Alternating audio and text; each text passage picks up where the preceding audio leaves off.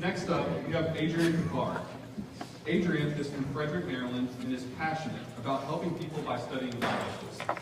Currently finishing her PhD in infectious diseases, Adrian's talk explains why public communication of science is very important.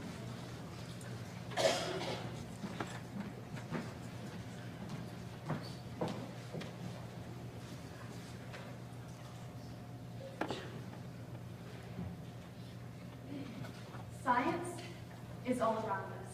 It is the study of the structure and behavior of the physical and natural world. You can observe it as the physics behind gravitational forces keeping us on this planet, as the chemistry behind changes in food during cooking, and as the biology of symptoms you experience when sick. A basic understanding of science is essential. Our foundation is built simply by looking at the world we live in, and this is continued in school where we are taught terms and concepts. But science is not static. It is a dynamic process where discoveries are made every day. So how can we stay up to date? In order to stay informed, we need to improve scientific communication between researchers and the general public. For my PhD, I'm getting trained as a molecular virologist. This means that I study the components of a virus and how they interact with our body. I chose to become a scientist because of the opportunity to make discoveries. You get to be the first person in the world to observe something and then use that information to help people. I find viruses absolutely fascinating, and I hope that I can make discoveries that will benefit others. But how does a scientific discovery grow to something directly beneficial? In the field of virology, this can mean creating a vaccine to prevent an infection or developing a treatment to fight off a replicating virus. My research focuses on the mumps virus. Since there have been recent outbreaks of mumps in the US, we are working to create a vaccine that will protect against these new strains. We are also identifying molecules in our body that the virus uses to grow and testing these to see if they're potential targets for an effective treatment. Once we make discoveries, we share these with the scientific community so that we can advance our chosen field.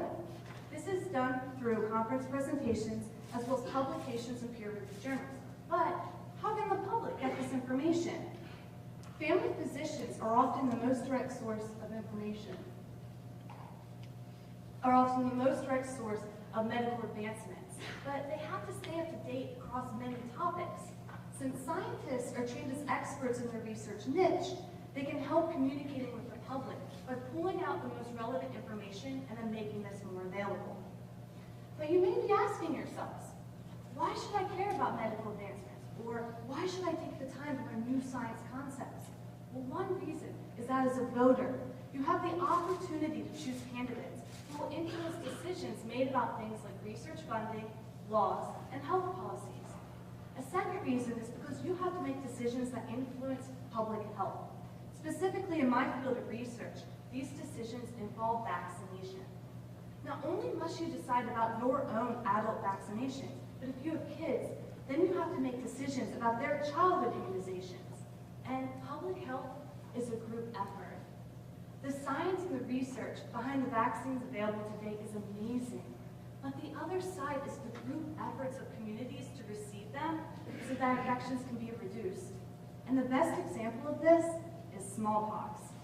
This nasty virus dates back 3,000 years, but due to large-scale vaccination efforts, it was declared eradicated from the planet in 1979. If you are in my generation, then this means that we have never had to see somebody infected with this virus. And that is an incredible achievement. But it's also rare for us to have seen swollen salivary glands from mumps, rashes from measles, paralysis from polio, and numerous other diseases. But since these are unfamiliar to us, it can be difficult to see the importance of continuing to vaccinate in order to prevent them. But did you know that some of these pathogens are also really close to being eradicated? So I hope that you will stay informed on available vaccine and treatment options so that we continue to progress public health and add some of these diseases onto that same eradication list next to smallpox. Recently, I've had the opportunity to have breakfast with immunologist and Nobel laureate, Dr. Pickar. He told me that winning the Nobel Prize gave him a platform to be heard.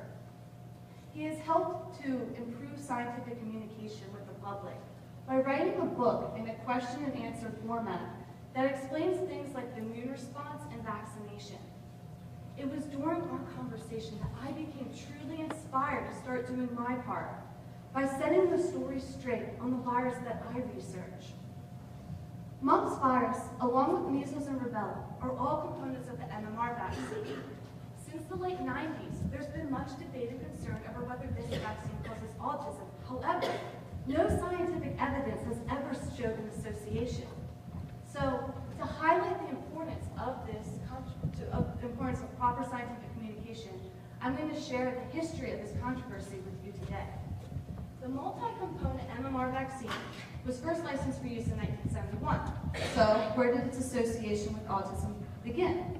Well, a British surgeon named Andrew Wakefield transitioned over into research where he suggested this link in a publication in 1998. He also criticized the vaccine by speaking off script at a televised press conference.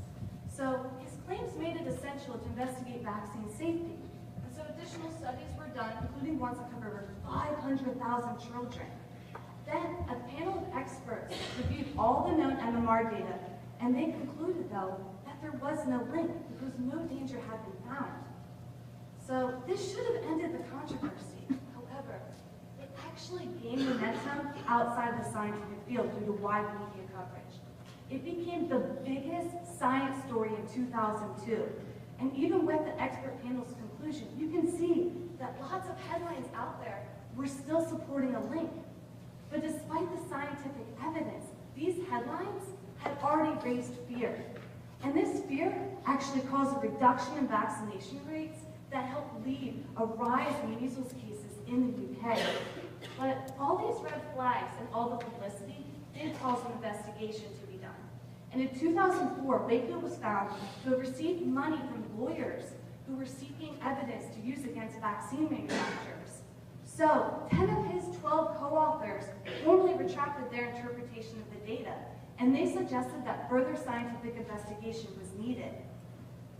This caused more studies to occur, and a panel of experts convened again, where they looked at studies covering over 10 million children, and once again they concluded there was no link between the vaccine and autism. So this should have ended the controversy. Again, but in 2010, Wakefield was formally found guilty of misconduct. He was finally banned from practicing medicine in Britain, and the Lancet Journal formally retracted that publication. So why is the controversy still being debated today? Well, one reason is that Wakefield now lives in the US, and he continues to find support here. He has been named a hero by several autism groups and has been endorsed by celebrities such as former Playboy playmate Jenny McCarthy. Another reason is because there's more recent articles out there that are providing invalid information still about the MMR vaccine. And you can see that these websites are completely covered with advertisements. So are these articles written simply to increase website traffic to gain advertisement profits? The intended audience appears to be scared parents just seeking answers about vaccine for their children. But yes, are fear-mongering websites and articles also responsible for the fear that has been raised in the decrease in vaccination rates? Wakefield falsified his data, but should those involved with the publicity of his invalid claims also take some of that responsibility for the fear that's been raised? I invite all of you to take a moment and think about your emotional responses to the ongoing coverage of the Ebola outbreak. Was unnecessary fear raised over this topic as well? We must stop this from destroying all the progress that has been made for public health. I find it really frustrating that news sources will instill this excessive fear just to gain interest in these topics.